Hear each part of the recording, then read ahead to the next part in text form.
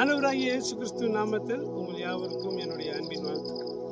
கர்த்தர் இந்த மாதத்துல நமக்கு கொடுக்கிற வாக்குத்தத்த வசனம் 1 சாமுவேலின் புஸ்தகம் 1வது அதிகாரம் 27வது வசனம். நான் கர்த்தரிடத்தில் கேட்ட என் விண்ணப்பத்தின்படி எனக்கு கட்டளையிட்டார். அன்னால் ஆண்டவரிடத்துல வேண்டி கேட்டுக்கொண்ட அந்த விண்ணப்பம், ஆண்டவரே எனக்கு ஒரு ஆண் பிள்ளையை தாரும் என்று சொல்லி அன்னால் வேண்டி கேட்டுக்கொண்டார். அந்த விண்ணப்பத்தின்படி கர்த்தர் அன்னாளுக்கு ஒரு அழகான ஆண் பிள்ளையை கர்த்தர் கொடுத்தார்.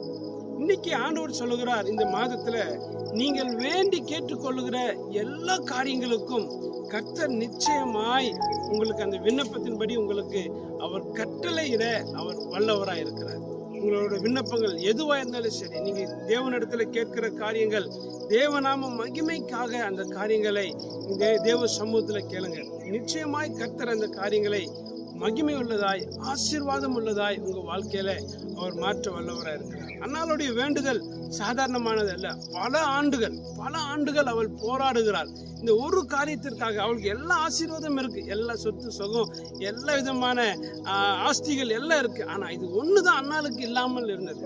அந்த ஒரு காரியத்தை மையமாய் வைத்து அன்னால் தேவனிடத்துல கெஞ்சி அழுது இருதயத்தை ஊற்றி ஜெபிக்கிறாள். ஆண்டவரே எனக்கு தாரும், எனக்கு தாரும். பாருங்க, பிள்ளை பிறக்கவே இல்லை, ஆனால் அவன் சொல்லுகிறா அவன் நசரேயனா இருப்பான், நீர் கொடுத்தீங்கன்னா அவன் நசரேயனா இருப்பான். பாருங்க எவ்வளவு பெரிய பொருத்தனை.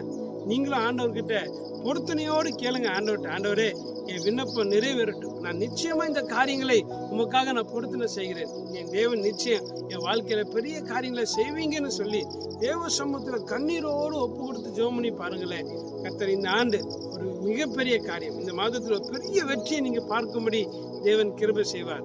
உங்கள் விண்ணப்பத்தின் சத்தத்தை தேவன் கேட்டு கட்டளையிட்டார். ஆமென்.